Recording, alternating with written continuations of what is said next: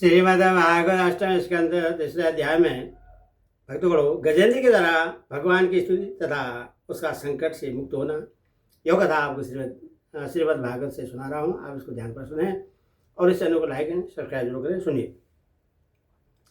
श्री सुखदेव जी कहते हैं, परीक्षित, अपनी बुद्धि से ऐसा निश्चय करके गजेंद्र ने अपने मन को हृदय में एकाग्र किया और फिर पूर्व जन्म में सीखे हुए श्रेष्ठ श्रोत्रों के जब द्वारा भगवान की स्तुति करने लगे। गजेंद्र ने कहा, जो जगत के मूल कारण हैं और सबके हृदय में पुरुष के रूप में विराजमान हैं एवं समस्त जगत के एकमात्र स्वामी हैं, जिनके कारण संसार में चेतनता का विस्तार होता है, उन भगवान को मैं नमस्कार करता हूँ, प्रेम से उनका ध्यान करता हूँ।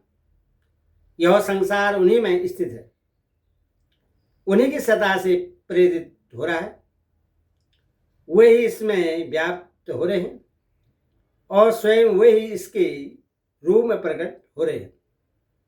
यह सब होने पर भी वे इस संसार और इसके कारण प्रकृति से सर्वदा परे हैं। उन स्वयं प्रकाश, स्वयं सिद्ध, सतात्मक भगवान की मैं शरण ग्रहण करता हूँ। यह विश्व प्रपंच उन्हीं की माया से उनमें अध्यस्त है।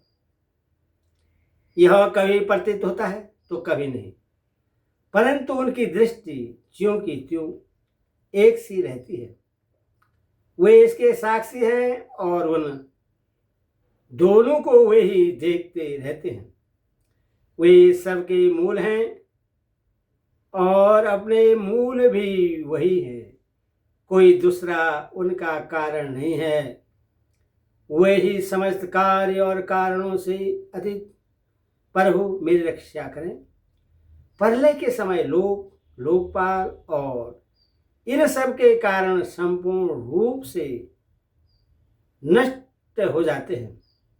उस समय केवल अत्यंत घना और गहरा अंधकार ही अंधकार रहता है, परंतु अनंत परमात्मा उससे सर्वदा परे विराजमान रहते हैं।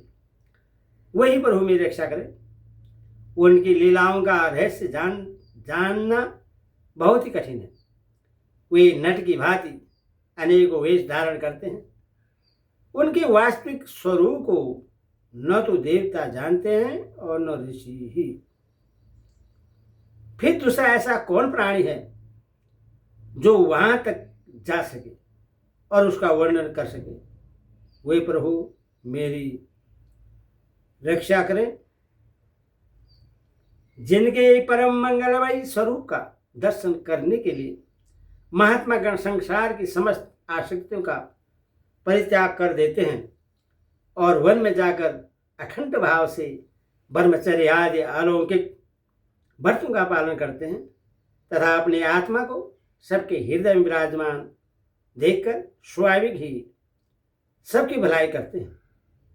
वे ही मुनियों के सर्वस्व भगवान मेरे सहायक है, वही मेरी गति है। न उनके जन्म कर्म है और न नाम रूप। फिर उनके संबंध में गुण और दोषों की तो कल्पना ही कैसे की जा सकती है। फिर भी विश्व की सृष्टि और संहार करने के लिए समय समय पर वे उन्हें अपनी माया से स्वीकार करते हैं। उन्हें अनंत शक्तिमान ऐश्वर्यमय परब्रह्मा परमात्मा को मैं नमस्कार करता हूँ। वे अरूप होने पर भी बहुरूप हैं। उनके कर्म अत्यंत आश्चर्यमय हैं।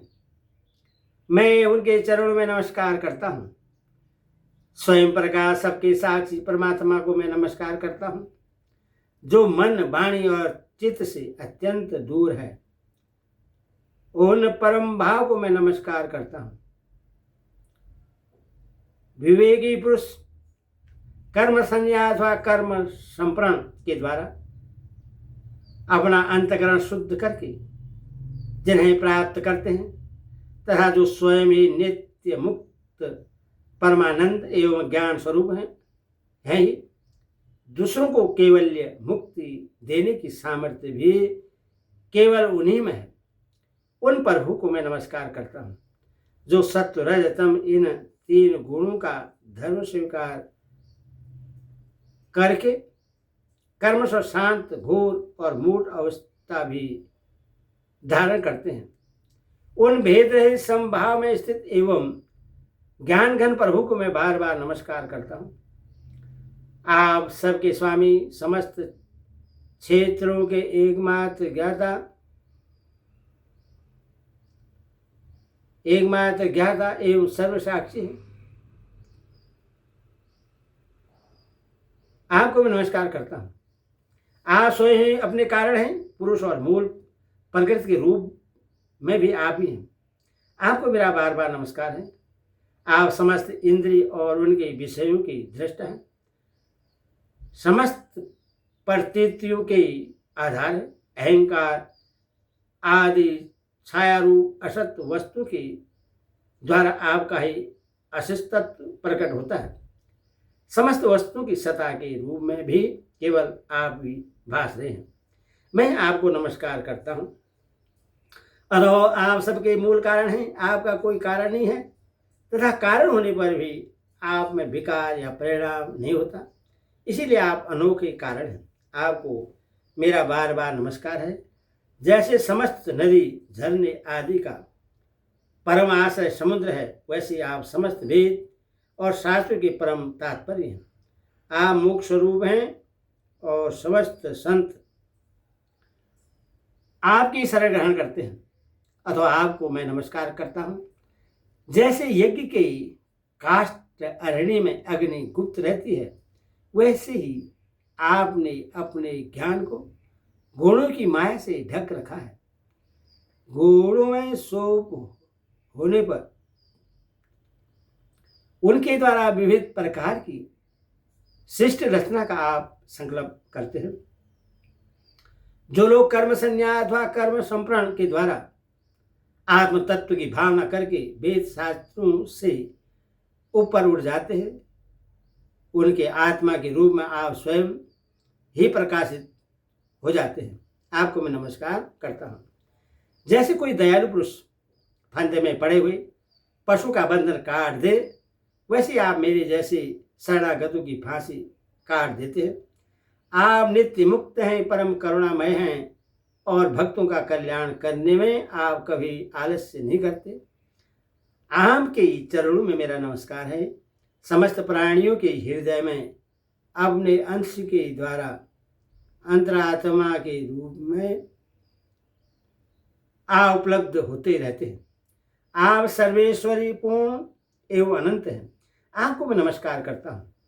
जो लोग शरीर, पुत्र, गुरुजन, ग्रह, संपत्ति और स्वजनों में आसक्त हैं, उन्हें आपकी प्राप्ति अत्यंत कठिन है, क्योंकि आप स्वयं गुणों की आसक्ति से रहित हैं। जीवन मुक्त पुरुष अपने हृदय में आपका निरंतर चिंतन करते रहते हैं। उन सर्वेश्वरपूर्ण ज्ञान स्वरूप भगवान को मैं नमस्कार करता हूँ। धर्म, अर्थ, काम और मोक्ष की कामना से मनुष्य उन्हीं का भजन करके अपने अभिष्ट वस्तु प्राप्त कर लेते हैं। इतना ही नहीं, वे उनको सभी प्रकार के सुख देते हैं और अपने ही जैसा अविनाशी पार्षद शरीर भी देते हैं। वही परम दयालु प्रभु मेरे उद्धार करें। जिनकी अन्य प्रेमी भक्तजन उन्हीं की शरण में रहते हुए उनसे किसी वस्तु की, यहाँ तक कि मोक्ष का भी अभिलाषा नहीं करते, केवल उनकी परम दिव्य मंगलमय लीलाओं का गान करते हुए आनंद के समुद्र में निमग्न रहते हैं। जो अविनाशी, सर्वशक्तिमान, अव्यक्त, इंद्रियातीत और अत्यंत सूक्ष्म है, जो अत्यंत निकट रहने पर भी बहुत दूर जान पड़ते हैं, जो आध्यात्मिक योग अर्थात ज्ञान योग तथा भक्ति योग के द्वारा प्राप्त होते हैं, उन्हीं आदि पुरुष अनंत एवं परिपूर्ण परम ब्रह्मा परमात्मा की मैं स्तुति करता हूँ। जिनकी अत्यंत छोटी कला से अनेकों नाम रूप के भेद भाव से युक्त ब्रह्मा आदि देवता वेद और चराचर लोगों की सृष्टि हुई है। जैसी धधकती हुई आग से लपटें और प्रकाशमान सूर्य से उनकी किरणें बार बार निकलती और लीन होती रहती हैं, वैसी जिन स्वयं प्रकाश परमात्मा से बुद्धि मन इंद्रिय और शरीर जो गुणों के प्रभाव रूप है बार बार प्रकट होते और लीन हो जाते हैं, वे भगवान न देवता हैं न असुर हैं, वे मनुष्य और पशु पक्षी भी नहीं हैं, न वे स्त्री हैं न पुरुष और न नपुंसक, वे कोई साधारण या असाधारण प्राणी भी नहीं हैं, न वे गुण हैं और न कर्म और न कार्य हैं और न तो कारण ही है। सबका निषेध हो जाने पर भी कुछ बच रहता है, वही उनका स्वरूप है तथा वे ही सब कुछ हैं। वही परमात्मा मेरे उद्धार के लिए प्रकट हो। मैं जीना नहीं चाहता। यह हाथी की योनि बाहर और भीतर सब ओर से अज्ञान रूप आवरण के द्वारा ढकी हुई है। इसको रख कर करना ही क्या है।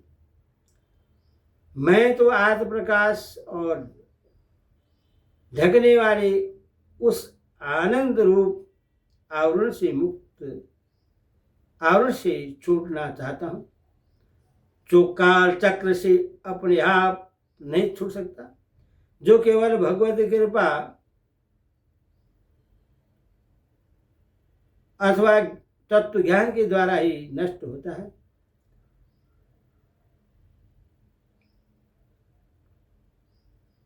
जो काल रूप से अपने आप नहीं छूट सकता, जो केवल भगवत कृपा अथवा तत्व ज्ञान के द्वारा नष्ट होता है। इसीलिए मैं उन परब्रह्मा परमात्मा की शरण में हूं, जो विश्व रहित होने पर भी विश्व के रचयिता और विश्व स्वरूप है। साथ ही जो विश्व की अंतरात्मा रूप में विश्व रूप सामग्री से कीड़ा भी करते रहते हैं, उन अजन्मा परमपद स्वरूप ब्रह्मा को मैं नमस्कार करता हूँ। योगी लोग योग के द्वारा कर्म वासना और कर्म फल को भस्म करके अपने योग शुद्ध हृदय में जिन योगेश्वर भगवान का साक्षात्कार करते हैं, उन प्रभु को मैं नमस्कार करता हूँ। प्रभु, आपकी तीव्र शक्तियों सत्व रज और तम के रागादि वेग ऐसा है, समस्त इंद्रियों और मन के विषयों के रूप में भी आप ही प्रतीत हो रहे हैं। इसीलिए जिनकी इंद्रियां बस में नहीं हैं, वही तो आपकी प्राप्ति का मार्ग भी नहीं पा सकते। आपकी शक्ति अनंत है, आप शरणागत वत्सल हैं। आपको मैं बार बार नमस्कार करता हूँ। आपकी माया अहम बुद्धि से आत्मा का स्वरूप ढक गया है, इसी से यह जीव अपने स्वरूप को नहीं जान पाता। आपकी महिमा अपार है। उन सर्वशक्तिमान उन मायुर्द निधि भगवान की मैं शरण में हूँ। श्री सुखदेव जी कहते हैं, परीक्षित, गजेंद्र ने बिना किसी भेदभाव के निर्विशेष रूप से भगवान की स्तुति की थी। इसीलिए भिन्न भिन्न नाम और रूप को अपना स्वरूप मानने वाले ब्रह्मा आदि देवता उसकी रक्षा करने के लिए नहीं आए। उस समय सर्वात्मा होने के कारण सर्वदेव स्वरूप स्वयं भगवान श्री हरि प्रकट हो गए। विश्व के एकमात्र आधार भगवान ने देखा कि गजेंद्र अत्यंत पीड़ित हो रहा है, अथवा उसकी स्तुति सुनकर वेदमय गरुड़ पर सवार हो चक्रधारी भगवान बड़ी शीघ्रता से वहां के लिए चल पड़े, जहां गजेंद्र अत्यंत संकट में पड़ा हुआ था। उनके साथ स्तुति करते हुए देवता भी आए। सरोवर के भीतर बलवान ग्रह ने गजेंद्र को पकड़ रखा था और वह अत्यंत व्याकुल हो रहा था। जब उसने देखा कि आकाश में गरुड़ पर सवार होकर हाथ में चक्र लिए भगवान श्री हरि आ रहे हैं, तब अपनी सूंड में कमल का एक सुंदर पुष्प लेकर उसने ऊपर को उठाया और बड़े कष्ट से बोला, नारायण जगत गुरु भगवान, आपको नमस्कार है। जब भगवान ने देखा कि गजेंद्र अत्यंत पीड़ित हो रहा है, तब वे एक बार की गरुड़ को छोड़कर कूद पड़े और कृपा करके गजेंद्र के साझी ग्रह को भी बड़ी शीघ्रता से सरोवर से बाहर निकाल लाए। फिर सब देवताओं के सामने भगवान श्रीहरि ने चक्र से ग्रह का मुंह फाड़ डाला और गजेंद्र को छुड़ा लिया। हरि ओम तत्सत। हरि ओम।